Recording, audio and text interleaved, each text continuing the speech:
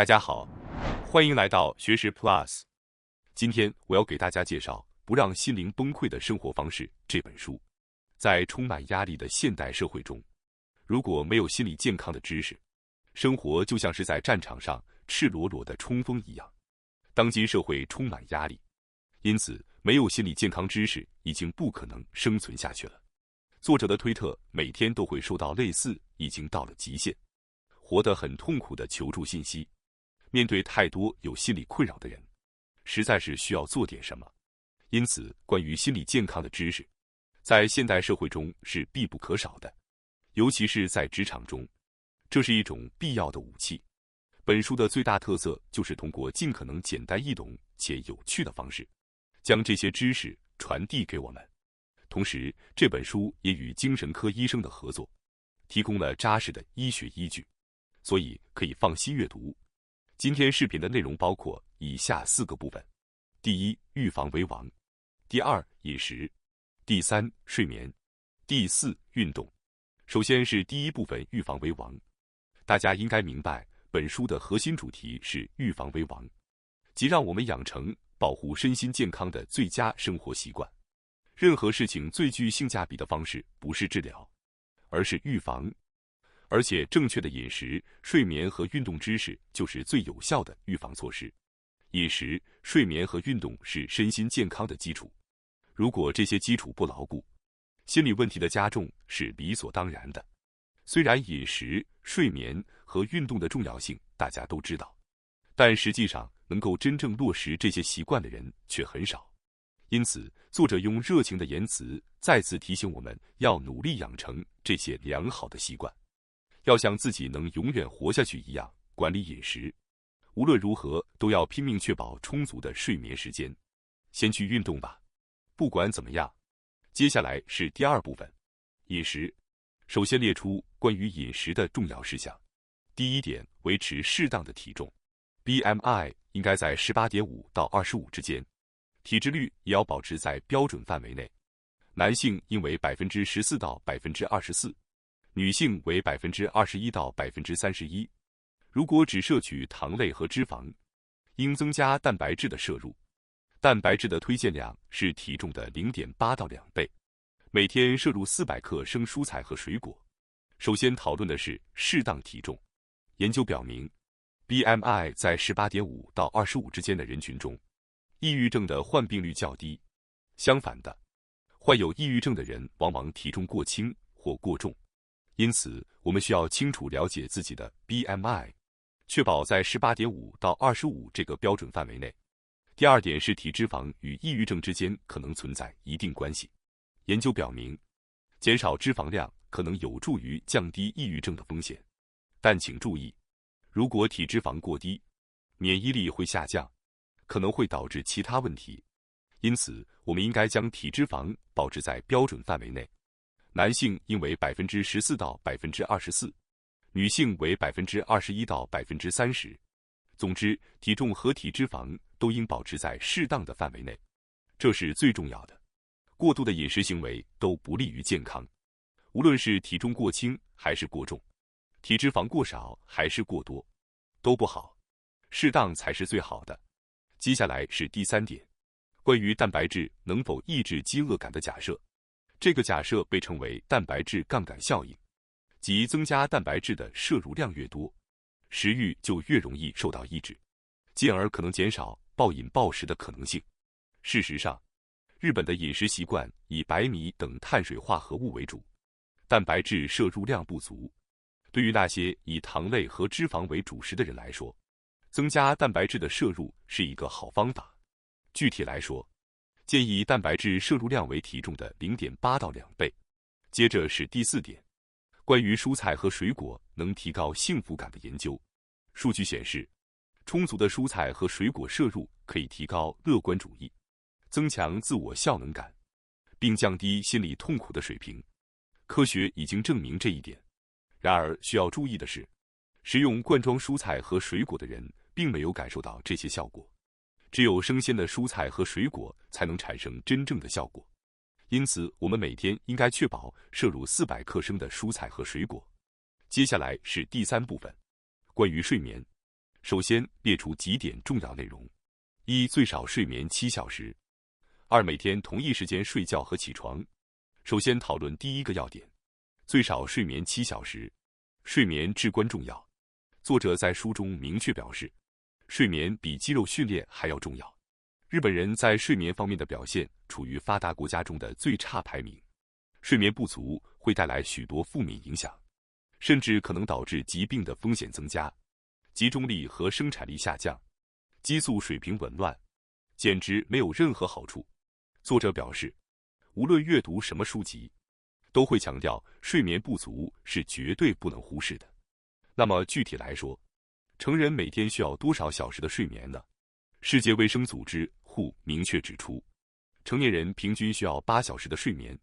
然而实际情况是，如果上班族早上6点起床，为了保证7小时的睡眠，晚上11点就必须入睡。考虑到通勤时间，这在平日里可能相当困难，因此至少要确保每天7小时的睡眠。第二个要点，每天同一时间睡觉和起床。确保充足的睡眠时间非常重要，但同样重要的是，睡觉和起床的时间要保持一致。也就是说，要养成在相同时间入睡和醒来的习惯。虽然这很重要，但实际上这并不容易。假期时，我们往往会睡得很晚，这样做其实是不太好的。由于工作和学校等社会性的限制，平日的睡眠与没有限制的假期睡眠之间的差异，会导致起床和入睡时间的节奏紊乱，这被称为社会性时差综合症。研究表明，这种社会性时差是现代睡眠问题的重要原因之一。平日因为需要上班或上学，我们的作息时间会比较固定，但到了周末，可能因为没有社会性约束，我们会在周五熬夜或周六早上睡懒觉，这样会造成一周中频繁的改变睡觉和起床时间，差距达到2到3小时，可以把它比作到一个时差为2到3小时的国家旅行。结果就是发生了时差反应。事实上，一旦周末时作息规律被打乱，到了下周一或周二，我们就会感到非常疲惫和困倦。通过每天保持相同时间睡觉和起床，能够帮助我们更容易入睡，提高睡眠质量，获得清晨清爽的醒来体验。因此，请大家平日和周末都尽量保持在同样时间上床、同样时间起床的规律。接下来是第4部分，运动。运动的重要内容如下：每周进行喜欢的运动，时间不超过6小时，可以做肌肉训练，也可以做有氧运动。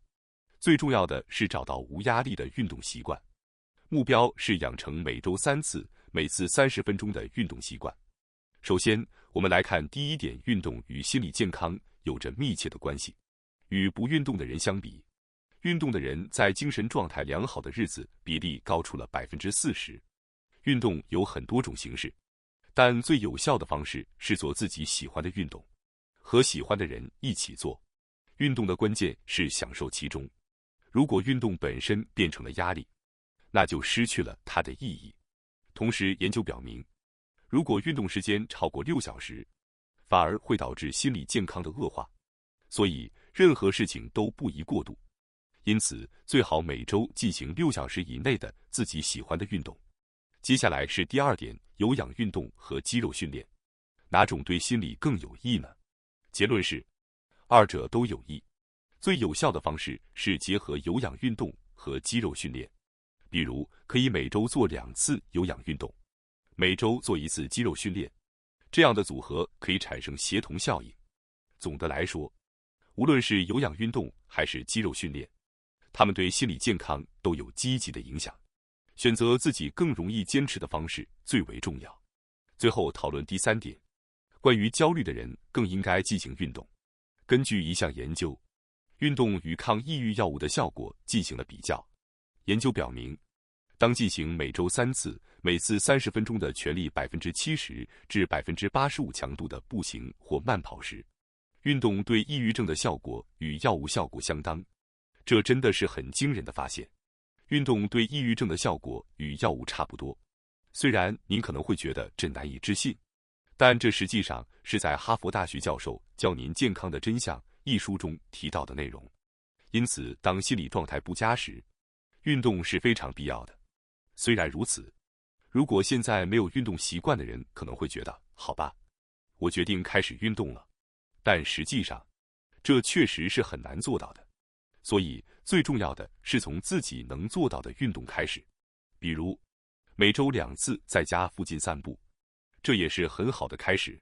一旦习惯了，最终可以养成每周3次，每次30分钟的运动习惯，这样会是最理想的做法。特别是对于目前有心理不适的人，可能会觉得连走出家门都很困难。但请记住，站起来，自己走出去，开始散步就足够了。你唯一需要做的，就是迈出第一步。总结来说，保持良好的身心健康不仅仅是通过药物或治疗来实现，更重要的是通过日常的生活习惯来加以改善。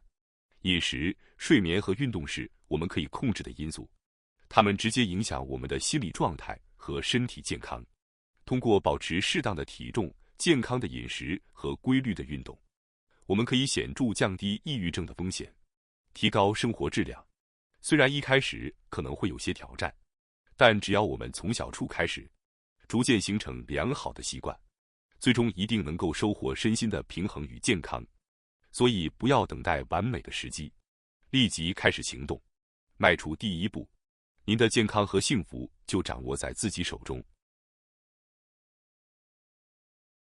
感谢大家收看今天的节目。如果你喜欢我们分享的内容，记得点赞、订阅并开启小铃铛通知，第一时间获取我们的更新。在下次的节目中，我们将继续为大家分享更多有益的内容。再次感谢大家的支持，我们下期再见。